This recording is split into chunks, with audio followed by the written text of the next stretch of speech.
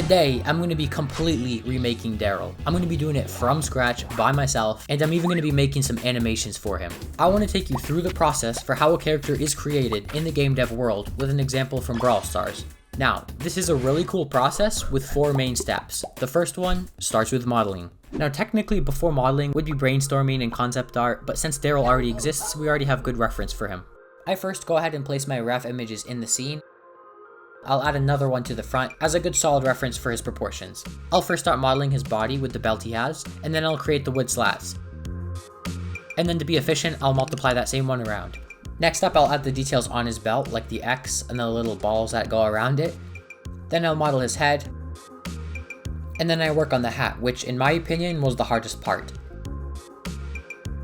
And then I modeled a couple of extra pieces he has on the top. I'll check the hat and it's mostly done from here, except for the feather.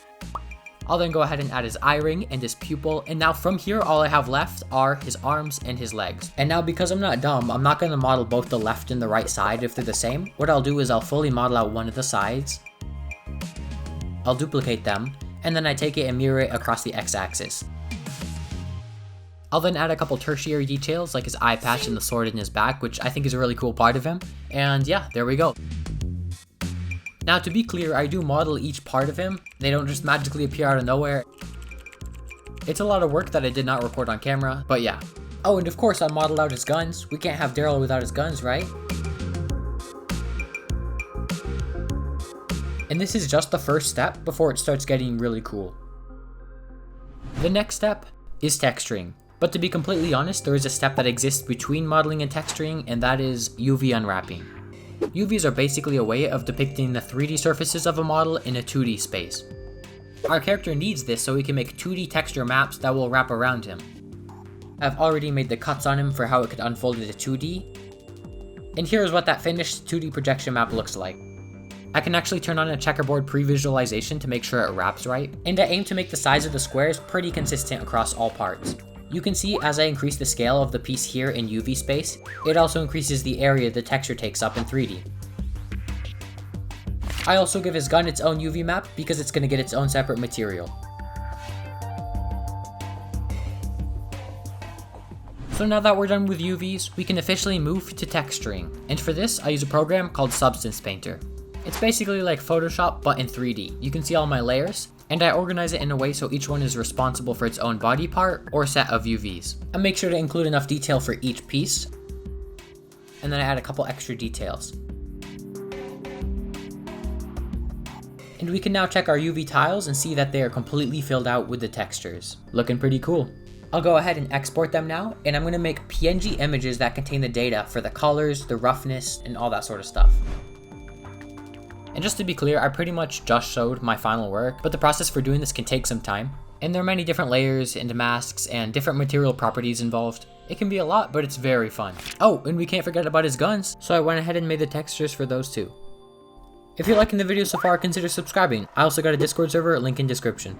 From here, I return to Blender and I set up my material using the image textures I just exported. It has the color, the normal maps, the roughness, metallic, all that. I can go to material preview to see just the base color, but if I want the true full depth of all the details in my maps, I can change to rendered mode. It has a better representation of how light actually reflects across the surface. I also made another material for the eye, but it also has emission, so it glows actual light. We also can't forget about the gun, so I brought it in, set up its texture maps, made its material, and checked it in render mode. I think it's looking pretty good.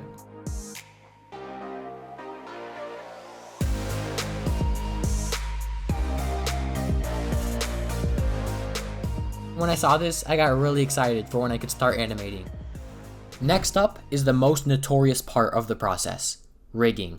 Now I say the most notorious because you either really love it or absolutely despise it. Personally, I really enjoy doing it, and I'll show you why. Now in Blender, our character is textured and everything, right? But each part is completely individual, and the way that it moves and rotates is completely weird and stiff and unnatural. This just doesn't make any sense. He feels like a dummy. So just how the human body moves with the skeleton and muscles, we're going to build his quote-unquote skeleton and muscles. So I've gone ahead and built out the skeleton, and I have a bone for each part that I want to move, or as a control point to move other bones. I also set up groups for the bones, as some of them are purely for controlling other bones, some of them are purely for deforming the mesh, and some of them serve to kind of calculate the math between the bones so he moves properly. Now, this is definitely the most hated part of the process, and it's called weight painting, so it's like making the muscles. There's a heat map that determines the level of intensity that each bone has on moving those vertices of the mesh. If it doesn't make much sense, it basically controls how much each bone affects the body part, with red being more and blue being less.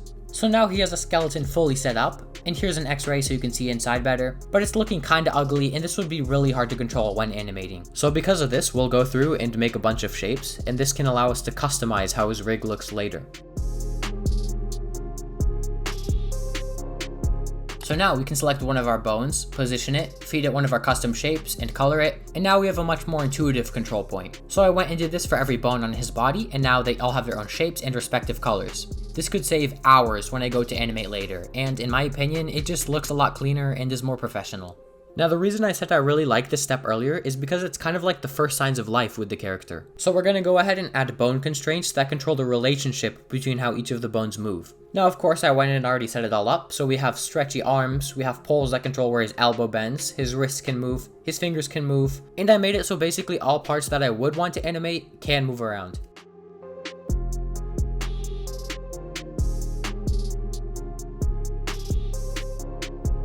And I actually want to show off this part because I think it's really cool, but I made it so the shoulder bone can actually move freely and it always looks towards the hand controller while still following the whole stretchy inverse kinematic logic. And yeah, we have a completed rig, so Darryl is now officially alive.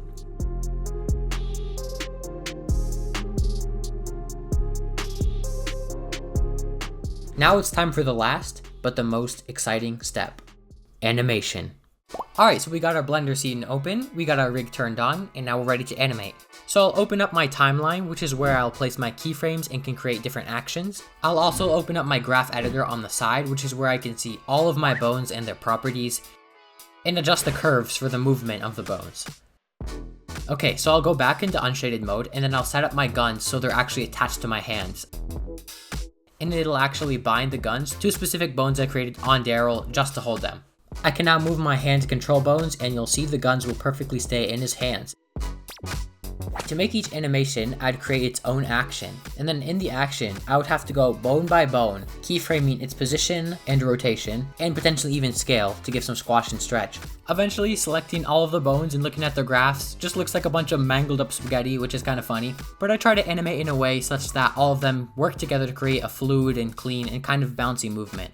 I'll then make a camera to frame up the character. Once it's looking good, I can set up a solid background and create my lighting setup. And then from here, I'm ready to render the animations. Here are the final products. I hope you enjoy them.